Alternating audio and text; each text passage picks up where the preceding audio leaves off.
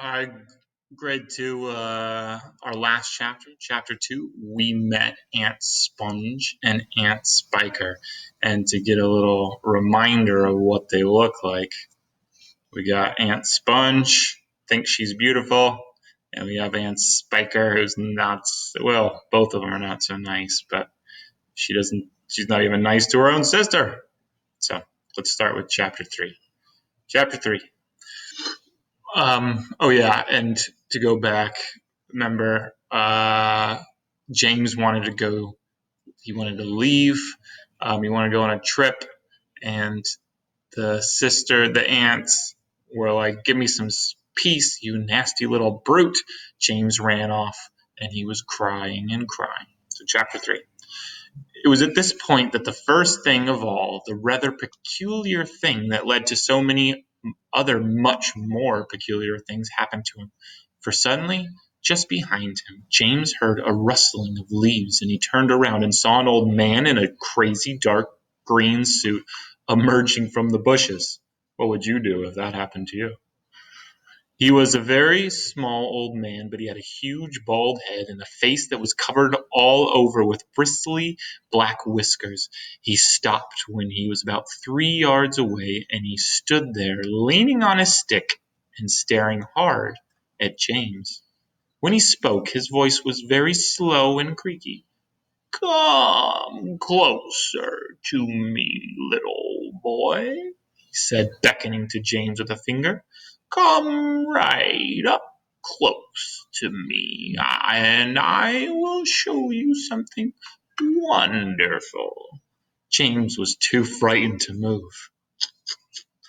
The old man hobbled a step or two nearer, and then he put a hand into the pocket of his jacket and took out a small white paper bag. And if you notice, look at my picture back here. There's the old man. "You see this?" he whispered, waving the bag gently to and fro in front of James's face.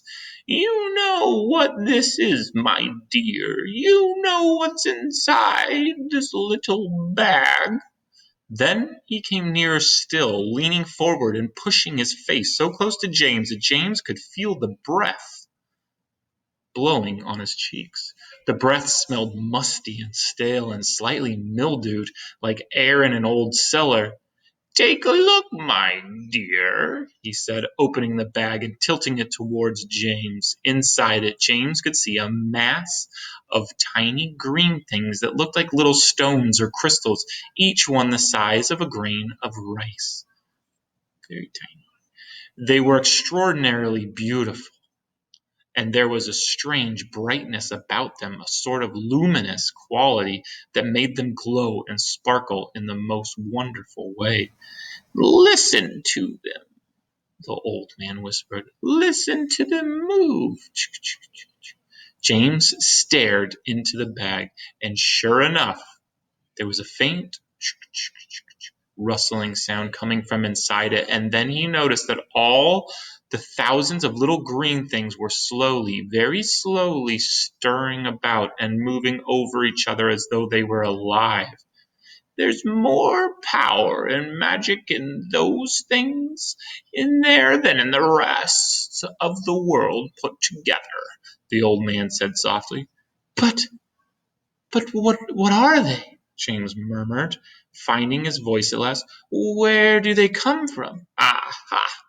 You'd never guess that." He was crouching a little now and pushing his face still closer and closer to James until the tip of his long nose was actually touching the skin on James's forehead.